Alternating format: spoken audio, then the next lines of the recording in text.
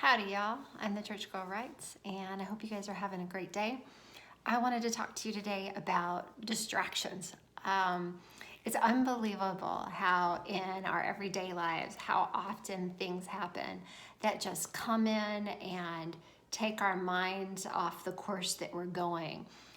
Over the last 24 hours, I have had a flat tire. It just happened suddenly. I have no idea what happened. So my car had a flat tire, and I tried to upload a brand new operating system on my computer, and it just, something happened and my entire computer just froze up and locked. And so I've had to spend hours in the last day or so, like fixing the problems that have kind of come into my life. And I had to get my car towed, had to get a brand new tire. There's an expense to that. And with my computer, like I can't write. So I'm trying to figure out what it is that I need to be doing. And so I can't even use my computer. And so there's just these things that are like kind of throwing me off of my purpose this week. And maybe that happens to you where sometimes you're like plowing on for Jesus and you got your course right there. And then things like kind of come in and disrupt whatever that is. You know, it's funny, I had a friend a couple weeks ago from Missouri. She emailed me and she was asking me, what does an intimate personal relationship with Jesus Christ actually look like? We talk a lot about that, like in our church, but what does that mean to have that? And I've really prayed about that and considered it. And it's so funny because I opened up my Bible reading plan from the Lookout this last week, and it was right there in it. And it's in Acts 2, and it's actually found in verse 42.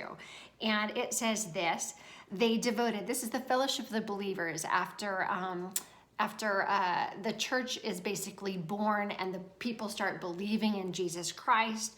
There's about 3,100 people that are part of the church now. And this is what it says that the fellowship of believers did. It says this: they devoted themselves to the apostles' teaching and to fellowship, to the breaking of bread, and to prayer. And I just thought, light bulb moment for me. Not that everybody's walk looks exactly the same, but we tend to have some very similar components that each of us can practice, or each of us can kind of do, that helps us just stay on the track. The first one, it says in the scripture, is that it's apostles' teaching.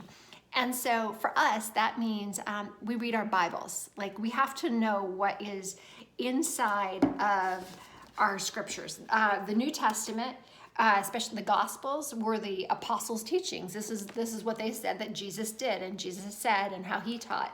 And so they devoted themselves to the apostles' teaching. And they so if the apostles, if all the believers from back then were transported to our time right now, that means that they would be reading their Bibles. And the second thing that they talk about is fellowship. And fellowship is just being in relationship with others. And that means, we regularly attend church, or it means that maybe we have a life group or a small group or a home group. People that Christians that we're regularly rubbing against, and having friendships and relationships with them. And so or we go off and we do ministry with somebody else. We go out and help other people and share the love of Jesus Christ with people that we go with. And so they also devoted themselves to the breaking of bread. And that's communion. And in our church, we take communion every single week, because when we break bread, we remember the sacrifice that Jesus gave for us. He gave his life, he gave his death, and then he was resurrected up into heaven. And every week when we take communion, it helps us get in touch with why he had to do that. And it helps us focus on what we did to put him there. And so the final part is they devoted themselves to prayer. And I know when I get really going in life and going in my walk with Jesus, sometimes prayer is the first thing to go.